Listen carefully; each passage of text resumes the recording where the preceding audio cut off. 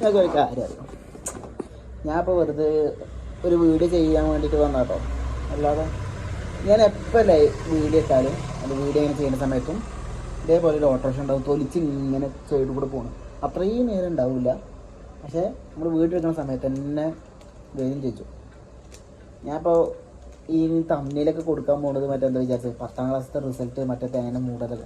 ഞാൻ എൻ്റെ 10ാം ക്ലാസ്സിലത്തെ റിസൾട്ട് വന്ന കാര്യം പറഞ്ഞില്ല. 10ാം ക്ലാസ് റിസൾട്ട് വന്ന വലിയ പറയാൻ മാത്രമൊന്നുമില്ല. ഒരു 3A+, 2Aയും പിന്നെ 2B+, 2B, അത്ര തന്നെ, അങ്ങനെയൊക്കെ തന്നെ തോന്നുന്നുണ്ട്. മാത്സിന് എനിക്ക് തോന്നുന്നു, മാത്സിനല്ല ഏതിനാ, മാത്സിന് തന്നെ തോന്നുന്നു എനിക്ക് നല്ല മാർക്ക് കുറവായിരുന്നു.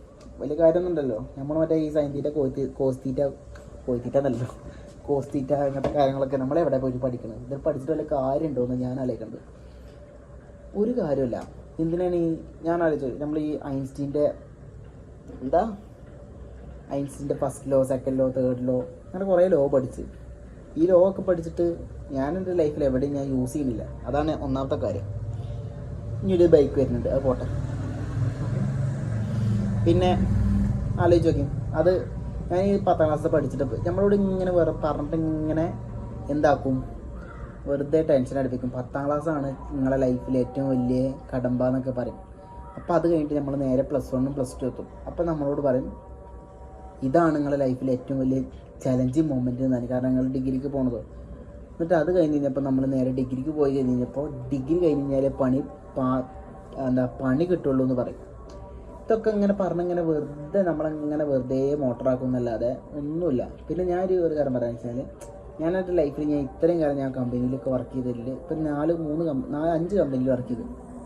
ഈ 5 കമ്പനിയിൽ വർക്ക് ചെയ്തിട്ടും ഞാൻ എവിടെയും എൻ്റെ ഇവിടെ തന്നെ സർട്ടിഫിക്കറ്റും കാര്യങ്ങളൊന്നും അധികം ഒന്നും കൊടുത്തിട്ടോ അവിടെ ഒരു മാൻഡേറ്ററി ആണെന്നുള്ള രീതിയിലൊന്നും പറഞ്ഞില്ല. എന്നാൽ തന്നെ കുഴപ്പമില്ലാത്ത നല്ലൊരു നാട്ടിൽ നിൽക്കാൻ പറ്റിയ അത്യാവശ്യം നിൽക്കുന്ന സാലറിയും കാര്യങ്ങളൊക്കെ നമ്മുടെ നാട്ടിലുണ്ടായിരുന്നു.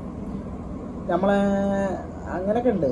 അപ്പോൾ അതുകൊണ്ട് തന്നെ റിസൾട്ടല്ല വലിയ കാര്യം, മോട്ടിവേറ്റ് ചെയ്യല്ല കേട്ടോ. ഇപ്പോഴും പറയാം, മോട്ടിവേറ്റ് ചെയ്യല്ല.